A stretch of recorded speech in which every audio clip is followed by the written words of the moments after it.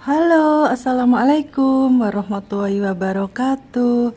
Jumpa lagi dengan saya, Zuma Herbal.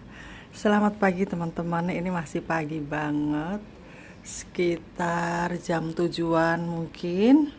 Karena ini mendung, jadi ya rasanya itu adem banget gitu ya. Padahal harusnya ini sudah panas.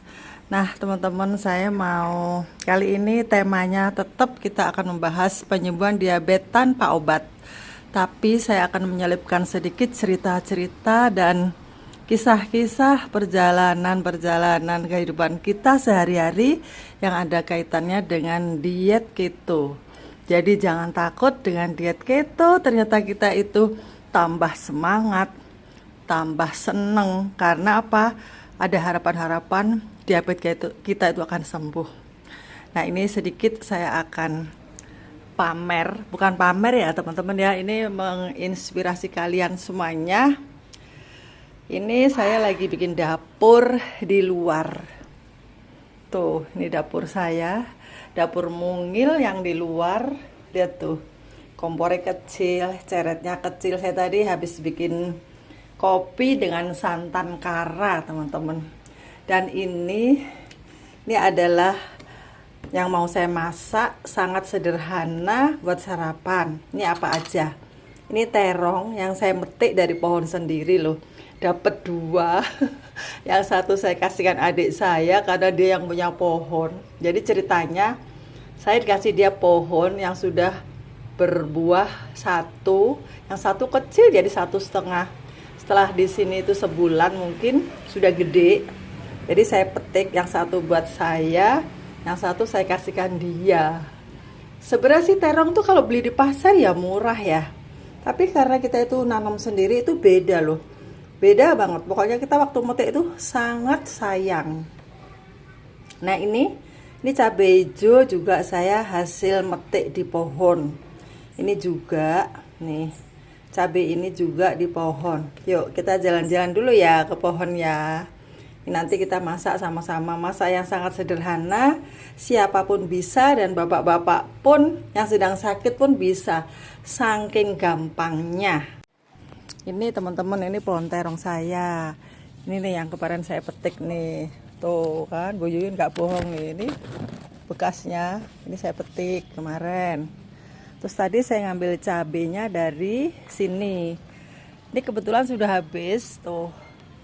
Ini agak keriting gini ya, mungkin nyiramnya itu salah. Jadi tadi saya hanya metik 1 biji di sini. Tuh sebelahnya masih ada ya. Tuh masih ada. Nah, terus yang ini belum berbuah, teman-teman. Ini belum berbuah. Ini anggur. Nah, ini cabai juga semakin tinggi dari kemarin ya. Kemarin saya sudah nge-share ya. Dan ini kemangi, teman-teman nih. Tuh, saya mau metik ya. Kemangi ini untuk obat juga loh. Untuk dengkul yang kurang kuat, lutut yang kurang kuat, bisa makan kemangi. Dan untuk bapak-bapak yang lemah syahwat, bisa rajin makan ini ya. Dia mengandung zat-zat untuk afrodisiak, menguatkan, merangsang saraf pusat. Dan ini cabeku teman-teman. Aku tadi ngambil 1. Nih ada 2. Terus ada lagi tuh. Nih, ya kan? Aku bener kan ngambil. Nah, yuk sekarang. Ini kemanginya nggak saya cuci karena tadi pagi udah saya siram.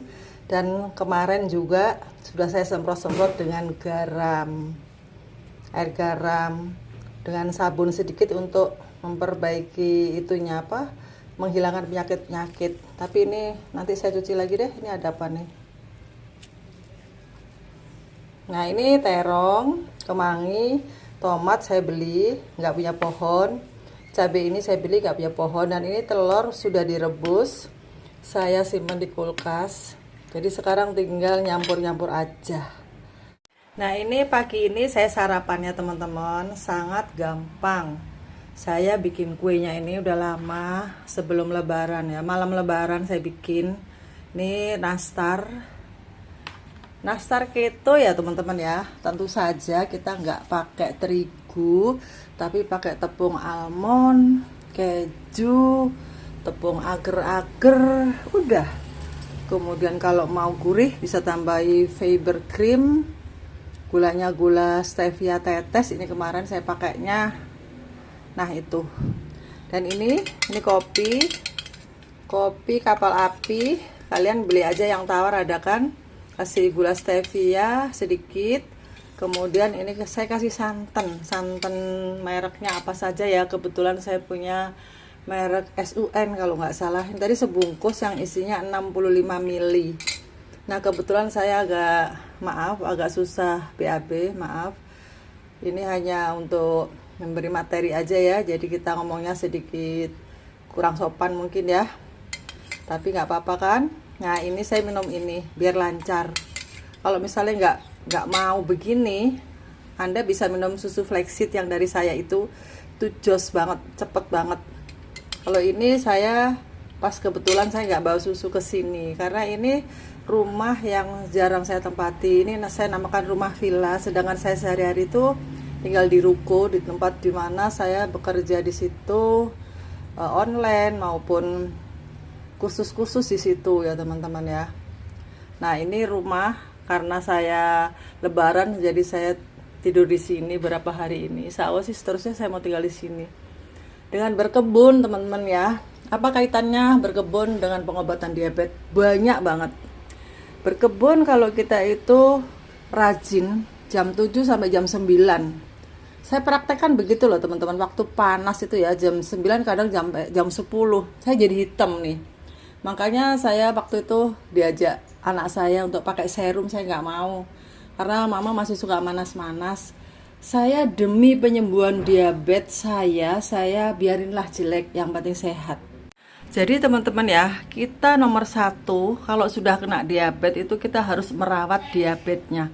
Jangan pakai takut kurus, takut hitam, takut jelek, itu nomor 2. Nomor 1 adalah kita sehat, itu adalah nikmat yang paling full, nggak ada lagi.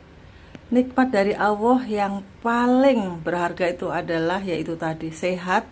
Dengan sehat kita bisa rajin beribadah ke masjid ya kan. Coba kalau kita stroke, naudzubillah min dzalik, kita nggak akan bisa taraweh kemarin itu ya, sebulan penuh. Alhamdulillah ya teman-teman, insya Allah bisa ya. Ya kalau yang nggak bisa ya mungkin karena sakit ya, pasti dimaafkan sama Allah ya. Kemudian dengan sehat kita itu bisa bekerja mencari duit kalau yang masih mau bekerja, ya kan? Kalau kita sehat kita bisa berkebun, jalan-jalan, dan hasilnya kita berkebun itu olahraga, manas-manas, gula darah itu akan terbakar, kalori terbakar, kemudian hasilnya kita juga akan bisa menikmati kayak saya tadi. Saya punya terong, punya cabai, punya kemangi, semua ditumis-tumis, disambel-sambel ya. Nah kayak gitu. Jadi kalian saya anjurkan yang suka berkebun, monggo cepetan sekarang. Berkebun tuh gampang sekarang. Beli pohonnya di online, cara nanamnya cari di YouTube. Saya juga tadi itu orang kota yang buta bertani sama sekali, makanya saya itu di hari tua-tua saya gini, saya itu benar-benar tergila-gila dengan pertanian. Saya itu pamer-pamer ke teman-teman, saya habis bertani, padahal saya berkebun di sini, di balkon sini. Oke, sekarang saya mau cerita yang bermanfaat untuk penyembuhan diabetes ya. Jadi saya mau cerita ibu saya. Ibu saya itu ketika umur 50 mulai kena diabetes sampai meninggalnya umur 80. Jadi 30 tahun beliau itu mengidap diabetes, tidak berobat terus. Ibu saya kontrol rajin sampai terakhir tuh suntik insulin juga. Tapi alhamdulillah sih gulanya nggak terlalu tinggi. Ibu saya itu paling tinggi itu 275, 290. Nah itu pun di hari tuanya beliau mengalami borok juga di pinggulnya itu, karena sudah lumpuh, sudah nggak bisa berjalan, jadi jaringan itu mati. Kemudian untuk menyembuhkan ya gimana, kalau sel-sel sudah mati ya nggak bisa dong, diisi nutrisi juga nggak bisa ya kan, nggak bisa merespon. Akhirnya borokan juga, walaupun nggak separah orang-orang. Tapi kakinya mulus, bagus semuanya, hanya satu, segede buah duku gitu loh, di panggul. Nah itu aja sudah penderitaan yang pol ya kan. Tapi untungnya ibu saya itu sudah, daerah situ tuh sudah mati rasa, jadi nggak kerasa gitu loh sakitnya. Nah itu gula yang tidak ada 300 diidap selama 30 tahun.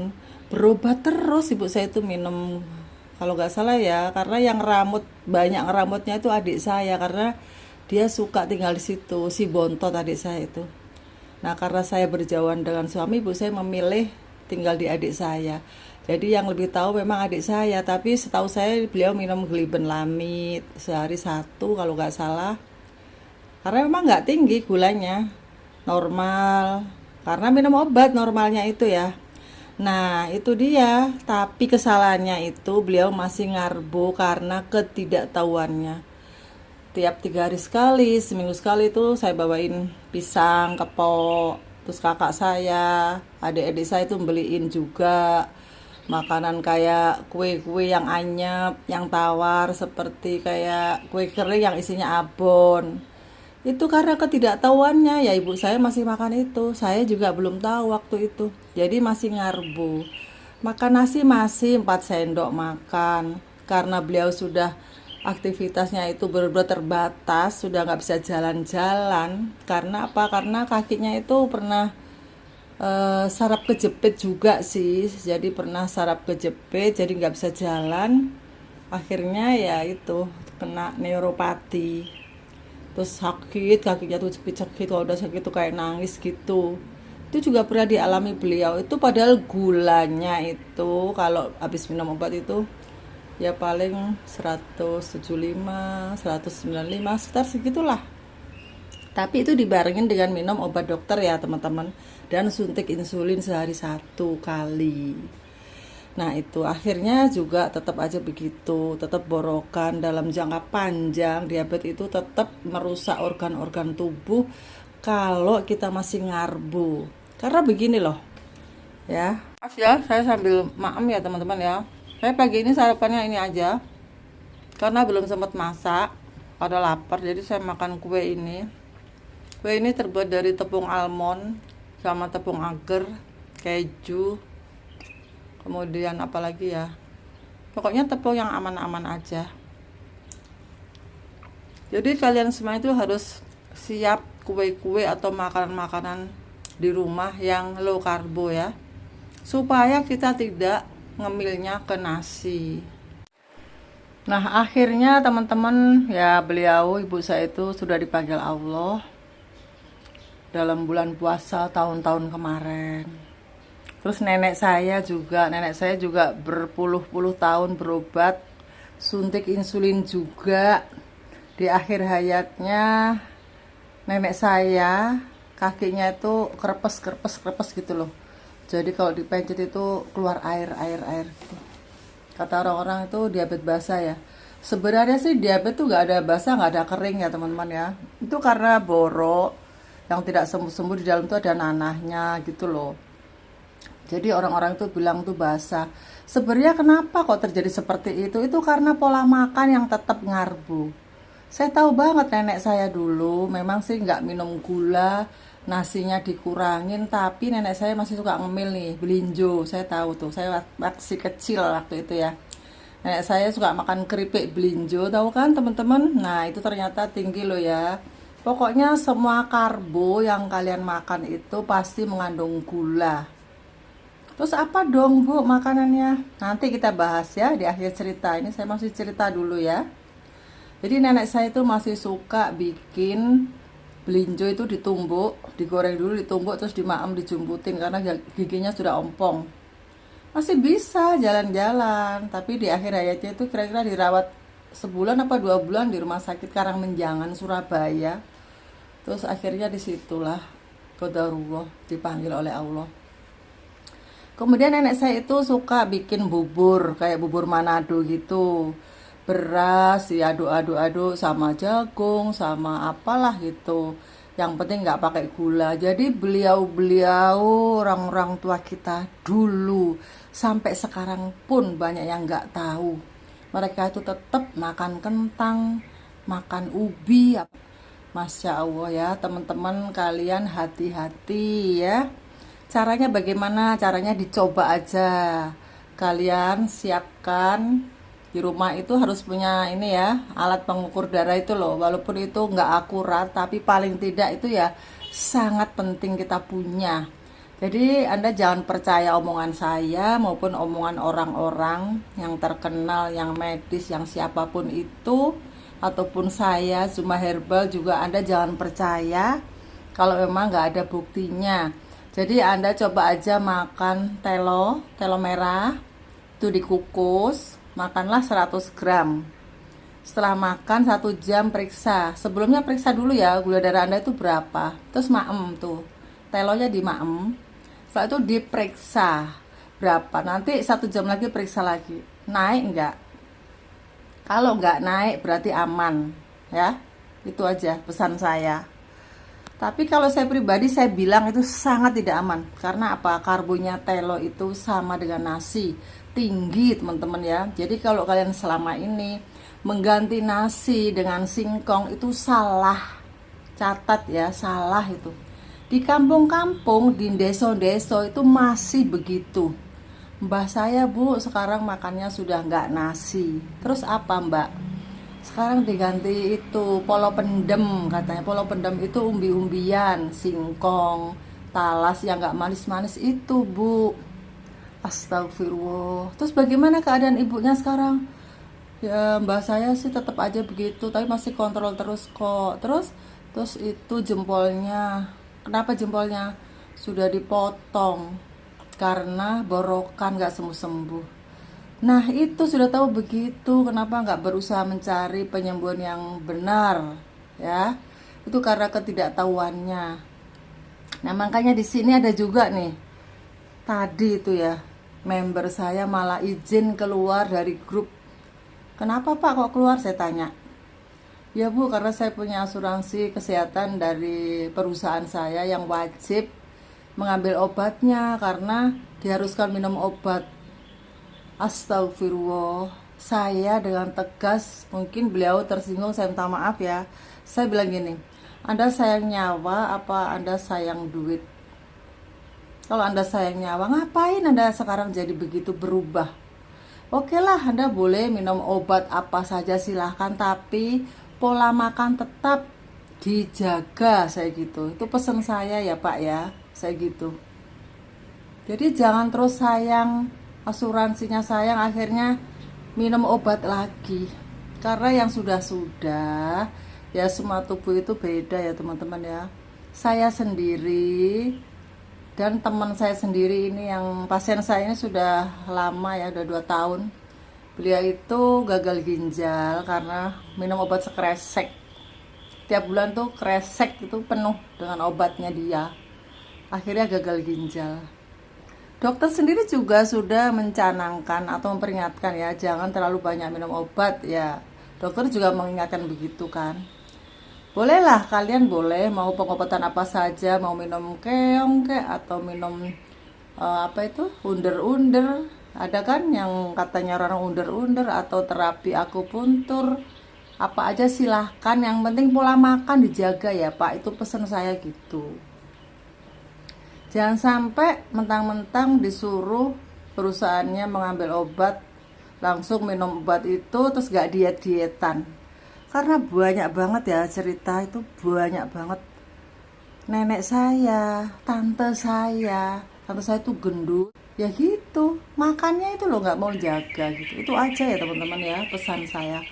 Oke, jadi yang boleh apa saja? Yang boleh kalau Anda itu ingin keripik, itu keripik ceker boleh, keripik usus boleh. Terus keju juga nggak sembarang keju ya, ada keju yang tinggi karbo dan ada yang rendah karbo. Terus apa dong mereknya bu? Saya nggak bisa menjelaskan di sini, nanti dimarahin sama pabrik keju.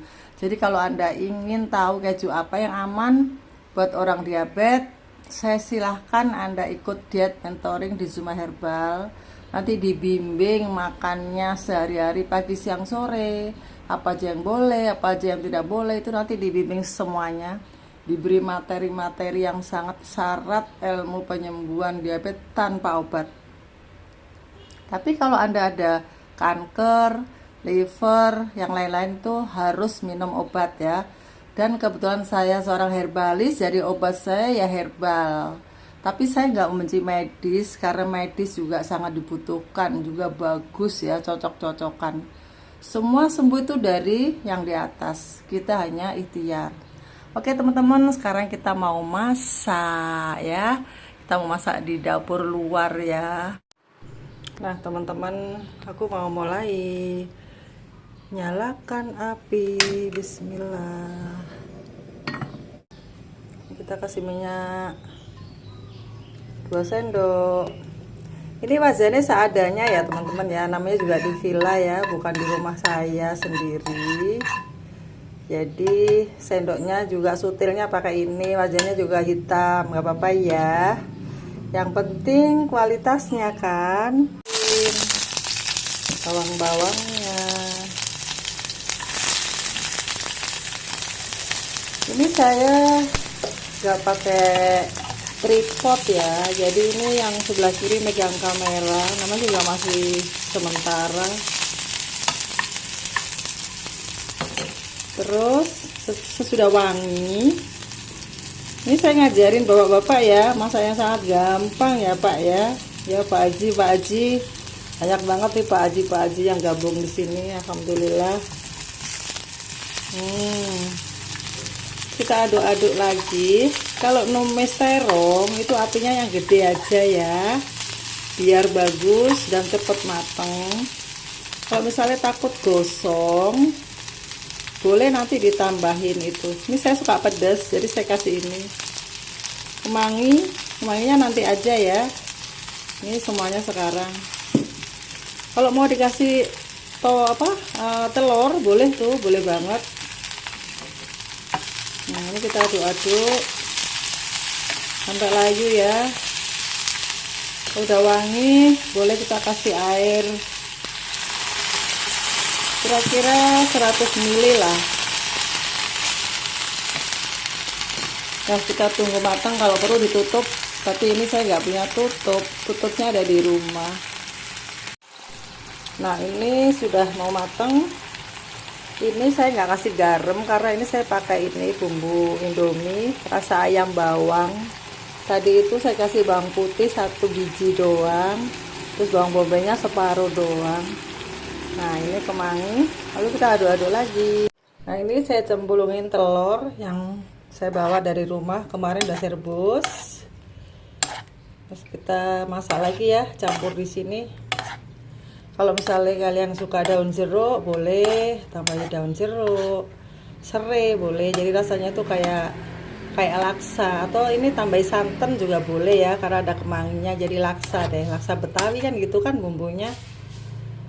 Oke, ini sudah matang teman-teman, mau saya sajikan ya. Alhamdulillah sudah matang teman-teman nih. Ini bisa untuk makan siang ya. Coba aku cicipin nih terongnya. Kalau saya segini nggak habis, paling saya telurnya 1 aja, kalau sayurnya bisa. Bismillah.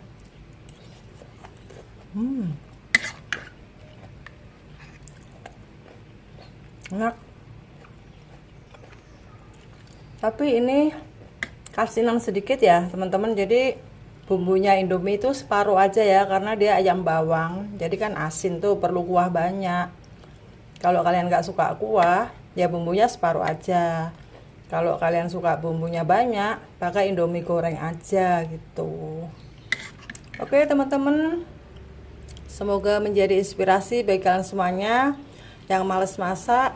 Bikin aja dapur yang enak, dapur mungil buat kalian sendiri, buat masakan-masakan keto kita. Oke, sampai jumpa.